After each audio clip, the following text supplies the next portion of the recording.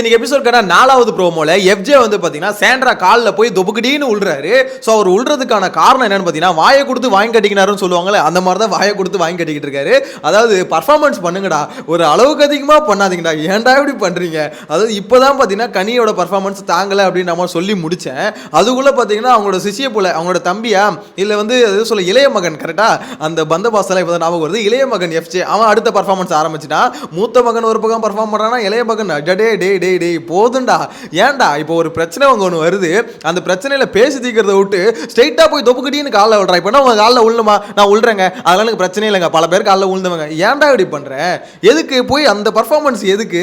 நான் அங்கே வந்து பார்த்தீங்கன்னா வாயை விட்டேன், தெரியாம விட்டேன், மன்னிச்சிருங்க, சரி ஓகே நான் சாரி கேட்டுக்கிறேன் அப்படின்னு நம்ம சாரி கேட்டு அந்த பிரச்சனையை முடிச்சிருக்கலாம். அதை விட்டு போய் தொப்புக்கடின்னு காலில் விடுறாரு. ஸோ என்ன மேட்டர், எதுக்கு அங்கே பஞ்சாயத்து நடக்குது அப்படின்றத டீட்டெயிலாக பார்க்கலாம். சேனலை ஃபர்ஸ்ட் டைம் பார்த்தீங்கன்னா சப்ஸ்கிரைப் பண்ணிட்டு வீடியோ லைக் பண்ணிக்கோங்க, அப்போ தான் அடுத்த வீடியோ வரும். ஓகே, என்ன விஷயம் பார்த்தீங்கன்னா இந்த இடத்துல எஃப்ஜே வந்து பார்த்தீங்கன்னா ஒரு பிரச்சனையை வந்து சார்ட் அவுட் பண்ண ட்ரை பண்ண போயிருக்கா. அப்படி அதாவது கேப்டன் தலைனா அங்கே போய் நிற்கணும்ல, ஸோ தலையா போய் அங்கே நிற்கிறா. அப்படி என்ன பிரச்சனை, அந்த காயின் பிரிக்கிற டாஸ்க், அதாவது இந்த காயின் வந்து கடைசியாக கொடுப்பாங்கல்ல, இவங்களுக்கு வந்து 2 காயின் இவங்களுக்கு 1 காயின் அப்படின்ற மாதிரி. ஸோ அதில் ஆப்வியஸாக தெரியும் இந்த எல்லோ டீமுக்கும் மற்ற டீமுக்கும் நடுவில் பயங்கரமான கலவரங்கள் வரப்போகுது அப்படின்ற மாதிரி.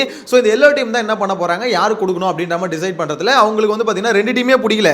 ஸோ யாரு கொடுக்க போறாங்கன்னு இப்போ வரைக்கும் தெரியல, அந்த மாதிரி தான் போயிட்டு இருக்கு. ஸோ அந்த வகையில் கேப்டன் போய் அங்கே நின்றுட்டு இருக்காங்க.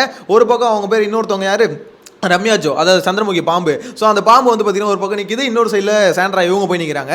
2 பேரும் டிஸ்கஸ் பண்ணிட்டு இருக்கும் போது நம்ம கேப்டன் வந்து பார்த்தீங்கன்னா நடுவில் போய் ஏதாவது பஞ்சாயத்து பண்ண போயிருக்காரு. போகும்போது இந்த சைட்லேருந்து வியானா இவங்கலாம் பார்த்தீங்கன்னா கூச்சல் போடவும், எதுக்குங்க கேப்டன் வச்சிருக்கீங்க, கேப்டன் என்ன ஒப்புக்கு சப்பான் இருக்காங்களா அப்படின்ற மாதிரி சாண்ட்ராவை பார்த்து, சாண்ட்ரா இந்த மாதிரி ஒப்புக்கு சப்பானா அப்படின்ற மாதிரி அவங்க டீமை பார்த்து கேட்குறாரு. நீங்கள் கேப்டனே இல்லைன்னு தெரிஞ்சிச்சு போங்க அப்படின்ற மாதிரி அனுப்பிச்சு விட்டார். சாண்ட்ராவும் போய் உட்காந்துட்டாங்க. அதான் கேப்டனே இல்லைன்ட்டு அப்புறம் ஏன்னா நான் வரணும், அதாவது வாய் உள்ளலாம் எல்லாருக்கிட்டையும் விடக்கூடாது எஃப்ஜே. அதாவது நீ போகிற போக்கில் சில பேர்கிட்ட விட்டனா, இப்போ பார்வதி மாதிரி ஆளானி ஹேண்டில் பண்ணுறது ரொம்ப ஈஸி, ஏன்னா நீ ட்ரிகர் பண்ண ஆப்போசிட்டில் இருக்கிற ஆள் ட்ரிகர் பண்ண அப்படின்ற மாதிரி இங்கே பேசிடலாம். ஆனால் சாண்ட்ரா பொறுத்த வரைக்கும் ஒரு விஷயத்தில் கிளவராக இருக்காங்க. என்ன விஷயம்னா அவ்வளோ சீக்கிரம் பார்த்தீங்கன்னா வார்த்தையை விட மாட்டாங்க. ஒரு கான்வர்சேஷன் வரும்போது பார்த்தீங்கன்னா வார்த்தையை விட மாட்டாங்க, ரொம்ப சட்டிலாக தான் இருக்காங்க. ஸோ அந்த இடத்துல சாண்ட்ரா ரொம்ப கிளவராக ப்ளே பண்ணுறாங்க. எஃப்ஜே வார்த்தையை விட்டுட்டான், நீ விட்டுட்டல அதான் கேப்டன் இல்லைன்ட்டி அப்புறம் என்னை கூப்பிட்ற போடா அப்படின்னு. ஐயோ அம்மா தாயே ஏதோ தெரியாமல் சொல்லிட்டேன், மற்றவங்கள்ட்ட பேசுகிற மாதிரி பேசிட்டேன், கொஞ்சம் வந்துருமா அப்படின்னு சொல்லிட்டு காலையிலே போய் விழுந்துட்டான். என்னடா இப்படி கீழே இறங்கிட்டேன் அப்படின்ற மாதிரி தான் இருக்கு. எனிவேஸ் எஃப்ஜேவோட இது பர்ஃபார்மன்ஸ் இந்த சைடா. இன்னொன்று மெயினாக இந்த விக்கல்ஸ் விக்ரம்னு ஒருத்தர் இருக்கார்ல, இப்போ லைவ்ல கொஞ்சம் பேர் பார்த்துருப்பீங்க, லைவ்ல பார்த்தவங்களுக்கு தெரிஞ்சிருக்கும். இந்த பர்ஃபார்மன்ஸ் உசுரை கொடுத்து அவன் இங்கே பர்ஃபார்ம் பண்ணிட்டு இருக்கான். இவனுங்க என்னன்னா இங்கே சமைக்கிறதும் இங்கே வந்து பார்த்தீங்கன்னா இந்த மாதிரி கத்திட்டு இருக்கிறது, இதுதான் என்டர்டைன்மெண்ட்டா, இதுதான் என்டர்டைன்மெண்ட்டா. ஐயோ எனக்கு புரியல. முதல்ல என்டர்டைன்மெண்ட் அப்படின்னா என்ன, மக்களை எங்கேஜிங்காக பார்க்க வைக்கிறது. ஒரு படத்துக்கு போகிறோம், என்டர்டைன்மெண்ட்னா என்னங்க, ஆக்சுவலாக வந்து ஃபுல் அண்ட் ஃபுல் காமெடி பண்ணுறது மட்டும்தான் என்டர்டைன்மெண்ட்டா. இன்னொன்று அது காமெடியாக கூட இருக்கட்டுமே, காமெடி பண்ணுறதுனா இவனுங்க அகராதிப்படியே வருவோம், காமெடி பண்ணுறது என்டர்டைன்மெண்ட்றானுங்க. காலையிலேருந்து விக்கல்ஸ் விக்ரம் அண்டு இந்த ப்ளூ டீம் இருக்குல்ல, 2 பேரும் உசுரை கொடுத்து உழைச்சிருக்காங்களா, ரொம்ப டயர்டாக படுத்துக்கிட்டு பேசிக்கிட்டு இருக்காங்க. இவ்வளோ எனர்ஜி கொடுத்து நம்ம வந்து கிரியேட்டிவ் யோசிச்சு நைட்டு ஃபுல்லாக டிஸ்கஸ் பண்ணி நாங்கள் வந்து ஒன்று பண்ணுறேன், இவனுங்க வந்து ஒன்றுமே பண்ணாமல் அங்கே வந்து வெறும் வேலையை மட்டும் செஞ்சுட்டு வருவானுங்க, நானும் அவனும் ஒன்றா. விக்கல்ஸ் உனக்கு மனசாட்சியே இல்லைல்ல. அதாவது எனக்கு என்ன சொல்கிறதே தெரிலங்க. எத்தனை பேர் காலையிலேருந்து விக்கல் சீக்கிரம் பண்ண பர்ஃபார்மன்ஸை பார்த்து சிரிச்சிங்க. ஏன்னா அவர் வந்து பண்ணுறது காமெடி பர்ஃபார்மன்ஸ், ஆப்வியஸாக பார்த்தீங்கன்னா அது வந்து சேடு இல்லை, ஓகேங்களா. அங்கங்கே நடுவில் அதாவது எப்போ பண்ணார் அப்படின்ற மாதிரி கேட்காதீங்க. அங்கங்கே நடுவில் பார்த்தீங்கன்னா லிவிங் ஹாலில் கூட்டு வச்சு 2 பேர் வந்து இவர் வாய்ஸ் ஓவர் கொடுக்க 2 பேர் வந்து நடிச்சிட்டு இருக்காங்களே, அதுதான் பர்ஃபார்மன்ஸு. ஸோ அந்த இடத்துல பார்த்தீங்கன்னா எத்தனை பேர் சிரிச்சிங்க, மனசாட்சியை தொட்டு பதில் சொல்லுங்கள். இந்த விக்கல் சீக்கிரம் என்னங்க இப்படி பர்ஃபார்ம் பண்ணுறான், அதாவது உசுரை கொடுத்து உழைச்சிருக்கோம், நைட்டு ஃபுல்லாக தூங்காமல் கொள்ளாமல் யோசிச்சு நான் வந்து ஒன்று பண்ணுறேன், நானும் அவனும் ஒன்றா. எனக்கு இது யாரு கூட கம்பேர் பண்ணுறதுனே தெரியல, உண்மையே சொல்கிறேங்க. இது யாரோ ஒருத்தர் ஞாபகம் வராங்க, இந்த படத்தில் ஒருத்தவங்க வந்து பார்த்தீங்கன்னா கிட்டத்தட்ட இது ஒரு எக்ஸ்ட்ரீமாக இருக்கார். விக்கல் சீக்கிரம் பார்த்தீங்கன்னா ரொம்ப எக்ஸ்ட்ரீமாக இருக்கார், எமோஷனலாக பேசுறதா நினச்சி பேசுகிறார்ல. ஆக்சுவலாக இதுதான் ரொம்ப ஃபன்னாக இருக்குது. இப்போ அவர் பண்ணுறாரு பார்த்தீங்களா, இதுதான் பர்ஃபார்மன்ஸு. விக்கல் சீக்கிரம் நாங்கள் எதிர்பார்க்குறது இந்த மாதிரி பர்ஃபார்மன்ஸ், இது ரியாலிட்டி ஷோ. ஸோ இந்த இடத்துல இந்த மாதிரி பர்ஃபார்மன்ஸ் கொடுங்க, நீங்கள் ரியலாக இருங்க, அது போதும். ஒரு பர்ஃபார்மன்ஸ் சொல்கிறாங்களா, உங்களை ஃபன் பண்ண தான் சொல்கிறாங்க, இல்லைன்னு சொல்ல. ஆனால் இந்த வீட்டுக்குள்ளே ஃபன்னு ஒர்க் அவுட் ஆகாது, எல்லாருமே ஒருத்தவங்க மேலே ஒருத்தவங்க வெஞ்சன்ஸ் வச்சுட்டு இருக்கீங்க. ஸோ அப்படின்னும் போது நீ இன்னொருத்தவங்களை வந்து கவுண்டர் போடுறல, அது பேர் வெஞ்சன்ஸ் தான். இன்னொருத்தவங்க ஒன்று கவுண்டர் போடுறாங்கல்ல, அது பேர் வெஞ்சன்ஸ் தான். ஏன்னா நீங்கள் வந்து பார்த்தீங்கன்னா கலாய்ச்சிக்கிறது வந்து பார்த்தீங்கன்னா மற்றவங்களை ஹர்ட் பண்ணுற மாதிரி ஒரு கலாய் கொடுக்குறீங்க. நீங்கள் கலாச்சா அது காமெடியாக எடுத்துக்கணும், மற்றவங்க கலாச்சா நீங்கள் ஹர்ட்டிங்காக எடுத்துப்பீங்கன்னா அது எந்த விதத்தில் நியாயம். ஸோ இந்த வீட்டுக்குள்ளே பார்த்தீங்கன்னா ஃபன்னுன்றது அவ்வளோ சீக்கிரம் ஒர்க் அவுட் ஆகிறதுக்கு வாய்ப்பு இல்லை. கானா வினோத் இவ்வளோ நாள் பார்த்தீங்கன்னா திவாகரை வச்சு ஃபன்னை ஒர்க் அவுட் பண்ணி தொலைஸ்டாப்பில். ஆனால் இதுக்கப்புறம் அவருக்கும் அங்கே அவர் வந்து பார்த்தீங்கன்னா இப்போ ரீசெண்ட் டைமில் பார்த்துருப்பீங்க நிறைய சண்டையில் தான் இன்வால்வ் ஆகிட்டு இருக்காரு. ஏன்னா ஃபன்னுன்றது முடியாது, திவாகர் மாதிரி ஒரு பீஸ் இருக்க வரைக்கும் ஒரு ஒர்க் அவுட் ஆகிட்டு இருந்தது, இதுக்கப்புறம் அது பாசிபிளே இல்லை அப்படின்ற மாதிரி தான் தோணுது. ஏன்னா இந்த இடத்துல விக்கல் சீக்கிரமும் சரி, இந்த ப்ளூ டீமும் சரி, சபரியும் சரி பர்ஃபார்ம் பண்ணிட்டோம், நாங்கள் அவ்வளோ பர்ஃபார்ம் பண்ணியிருக்கோன்றானுங்க.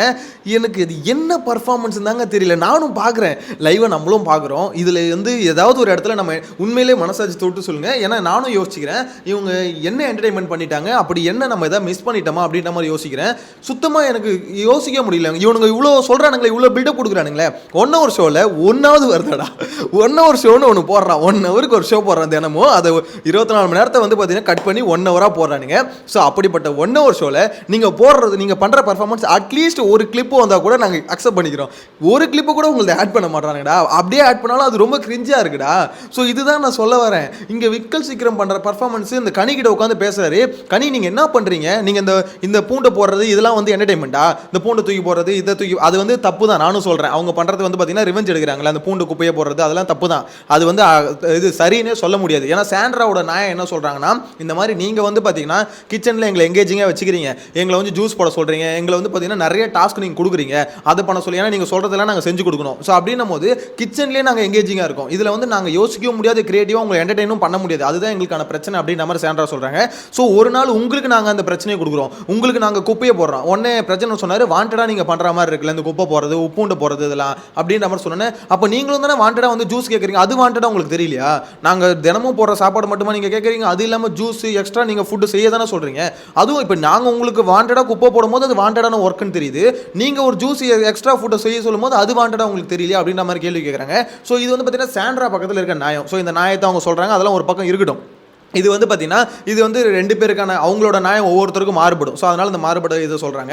இந்த இடத்துல கனிக்கிட்ட வந்து விக்கல் சீக்கிரம் கேட்குறாரு பர்ஃபார்மன்ஸ், அதாவது நீங்கள் வந்து பர்ஃபார்மே பண்ணல, ஸோ பர்ஃபார்மே பண்ணாத உங்களையும் என்னையும் கம்பேரே பண்ணாதீங்க அப்படின்ற மாதிரி விக்கல் சீக்கிரம் சொல்கிறாரு. ஸோ அதெல்லாம் கேட்கும்போது விக்கல் சீக்கிரமும் சொல்கிறாரு, ஒரு பக்கம் எஃப்ஜேவும் சொல்கிறாரு. எஃப்ஜேவும் வந்து பார்த்தீங்கன்னா எங்கள் டேலண்ட்டை காமிக்கிறோம், நீங்களாம் என்ன டேலண்ட்டை காமிச்சிங்க, வந்து சும்மா கத்திக்கிட்டு இருக்கிறதா உங்கள் டேலண்ட்டா அப்படின்ற மாதிரி சொல்கிற. அப்படி எனக்கு என்ன சொல்கிறதுனே தெரில. இதில் நான் ஜென்யூனாக ஓப்பனாக சொல்லிடுறேன், இதில் எனக்கு கருத்து இல்லை. நீங்கள் சொல்லுங்கள், யார் இங்கே வந்து எப்படி சொல்கிறது, டேலண்ட்டை காமிச்சு 2 நாளில் உங்களை வந்து என்டர்டெயின் பண்ணது யாராவது ஒருத்தவங்க இருந்தால் கமெண்ட்டில் மென்ஷன் பண்ணுங்கள். ப்ரோ இந்த பார்த்த வரைக்கும் இவங்க நல்ல டேலண்ட்டை காமிச்சு நம்மளை என்டர்டெயின் பண்ணாங்க. என்டர்டெயின்னா நம்மளை எங்கேஜிங்காக பார்க்க வைக்கிது, வெறுக்க வச்சு சும்மா கடமைக்குன்னு பார்க்குறது இல்லை. அவங்க வந்து இன்ட்ரெஸ்டிங்காக இருக்குது, ஃபன்னாக இருக்குது அப்படின்னு மாதிரி பார்ப்பீங்களா? ஏன்னா இவங்க பண்ணுறது ஃபன்னு தான், சீரியஸ் இல்லை. ஓகேங்களா? இவங்களை பொறுத்த வரைக்கும் என்டர்டெயின் பண்ணுறது காமெடி மட்டும் தான் என்டர்டெயின்மெண்ட் நினச்சிட்டு இருக்காங்க. அதுதான் எனக்கு புரியல. விக்கல் சீக்கிரம் வந்து இவ்வளோ பேசுகிறபடி என்டர்டெயின்மெண்ட் ஒன்லி காமெடின்றது எப்படி அக்செப்டபிள்னு தெரில. ஒரு எங்கேஜிங்காக கொண்டு போகிறதுங்க, ஒரு எங்கேஜிங்காக கொண்டு போகணும். எனிவேஸ் அது விற்கிறோட அகராதியில் என்டர்டைன்மெண்ட் வச்சுப்போமே. ஸோ அப்படி நீங்கள் பார்த்த வரைக்கும் கடந்த 2 நாட்களில் எந்த ஒரு கண்டஸ்டன்ட் இல்லை எந்த ஒரு டீம் வந்து நல்லா ஃபன் பண்ணிச்சு உங்களுக்கு பார்க்க சொல்ல. டாஸ்க் இல்லை, டாஸ்க்கை விட்டு தள்ளுங்க, டாஸ்க்கை பற்றி நான் பேச மாட்டேன். அதாவது அந்த பாட்டு போடுற ஆடுற டாஸ்க் அதெல்லாம் இல்லை.